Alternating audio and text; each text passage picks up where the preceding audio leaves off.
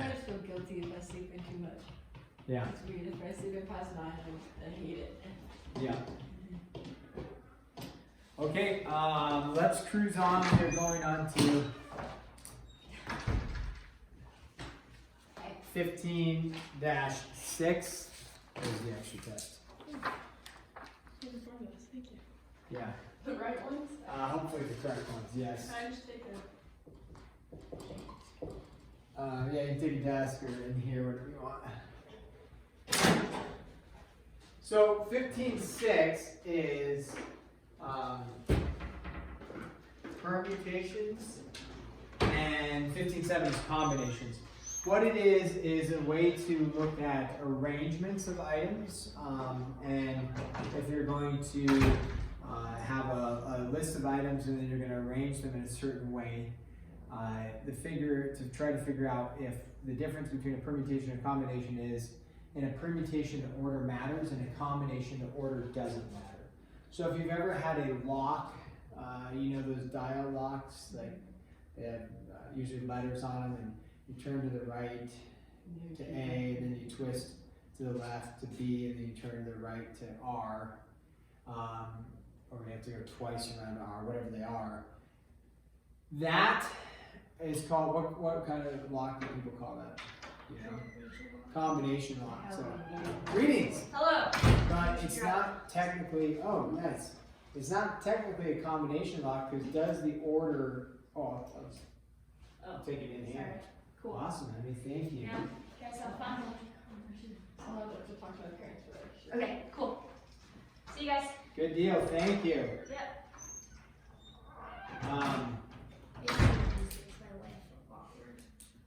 What?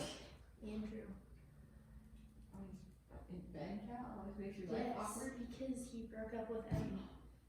Well, he didn't break up with Emmy. Emmy broke up with him, but they broke up, so now. I wasn't aware of that. Why is it awkward for you? I don't know. It's just weird. Okay, well, at least Interesting it's on video. Yes, very good. So they call that a combination lock, but technically it's a permutation lock because in a permutation order matters, and a combination order doesn't matter mathematically. So, but it matters if you go A, B, then R, or if you go R, B, then A, that matters. So in this, when we're distinguishing between the two, you need to make a note, permutation order matters. Okay, so permutation order matters, and that's what we're dealing with today. And then in a combination, which we'll deal with tomorrow, combination, order does not matter. So, you know, we talked about it yesterday a little bit. If you are picking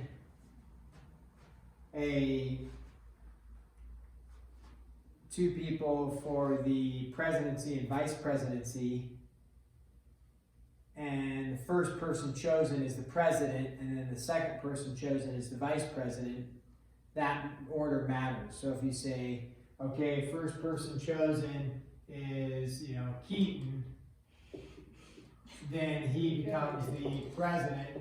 The second person chosen is, I don't know, pick a name. Lauren, maybe? Lauren, okay. And then she would be the VP. So, or you could have vice versa. The first person chosen is Lauren, and the second person chosen is Keaton. Then that would be a president and a vice president. So that would be two separate deals, right? And like if you're choosing like this or choosing this, it's like, well, you have two different options.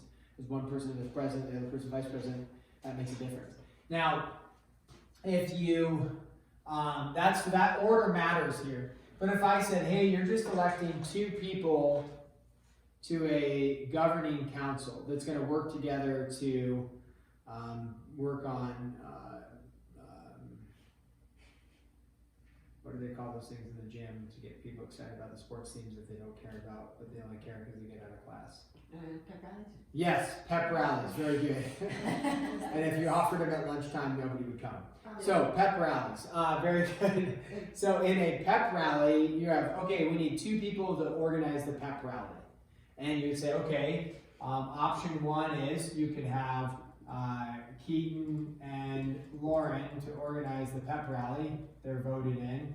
Or you could have Lauren and Keaton. Well, if they're just two people organizing the pep rally, are these two completely different things? No, it's just two people organizing the pep rally. So in this case, there would be only, we would say there's one possibility. Here up top, there's two different possibilities. So with a permutation, where order matters, you get more possibilities. When it's a combination, like here, where order doesn't matter, then there's less possibilities. Okay, so that was it? I'm trying to check to make sure the formula is right. Oh, okay. Very good. All right, so in this, let's say you have, though, 10, we have 10 people, and there's 4 positions. You have a president, a vice president, a treasurer, and a secretary in that order. So whoever is elected first is going to be the president, then the second person is vice president, then the treasurer, then the secretary. So if you're elected first, or you're chosen first, you look at the room, you say, I choose you, that means you are the president. That's different if we say, okay, Alexa, you're chosen first, you're the president. That's different than me saying, Sydney, you're chosen first, now you're the president. Two completely different things. So in this case, order would matter when you have a separation of positions like that. So what we would say is, we would say 10, and then the notation is this, P4. So you have 10 people, you're going to permute them, or actually we would say choose them, not combine them, because combination is something separate. 10, choose, you're going to choose 4 of them, okay? So there is the book gives a formula for this, which we won't end up doing, we will end up using, but I'll write it down here. This is equal to, actually I should write it here, and you don't actually need to know the formula. I helped somebody a couple years ago, the teacher was getting their education degree and they were taking a math class, and the math class was forcing them, I don't know, forcing them, they were using the longhand formula, which is fine, there's nothing wrong with that. I just teach it with the calculator. So if you got to a math class and they make you use the formula is pretty easy, there it is.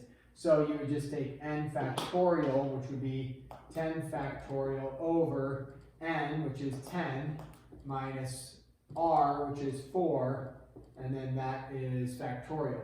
So you end up with 10 factorial over 6 factorial, and you can punch that in your calculator and see what you get.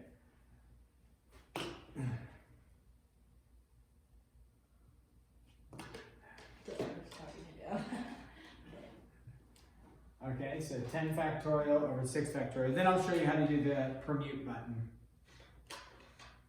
Let's see what we get here.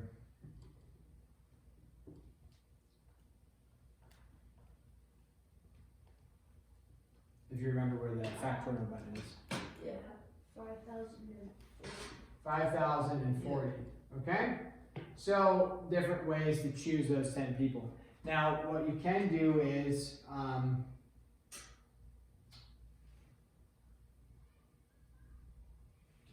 take this and 10 permute 4 on your calculator. Underneath, I don't know where it is on the Casio, but look for something with NPR or PRV for probability. And then, did you find yours, Sydney? NPR, yeah. Yep, and then just plug in 10P4, and you should get out 5,040. And for those listeners at home, at least for a TI-84, we would go 10, 10, then we go to math, and then over to probability, and then number 2 for NPR, and then 4, and then enter 5,040. Okay, so now that's the basics of it. So do you need to know the formula? No, you won't need to know the formula.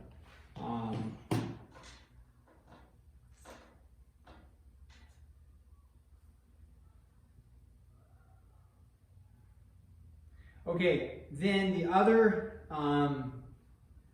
thing is, I'll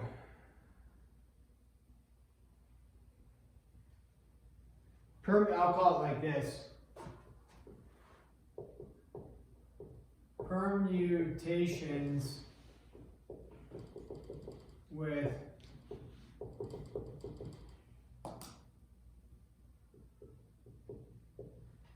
repetition. Oh, maybe I should have made a note of this. Sorry about that. I did want to make a note over here. Permutations with repetition we'll get to. Erase that. That 2 was for there's 2 distinct possibilities there. If you were to do the fundamental counting principle here, you have 10 people, you're going to have 4 positions. In the first position, how many people are available? 10. And then how many people would be available?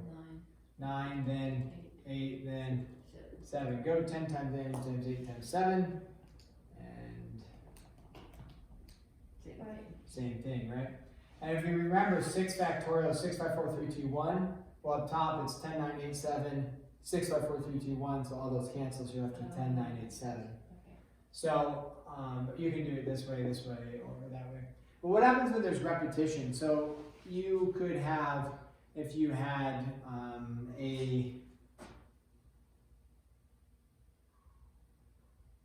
let's say you have 8 t-shirts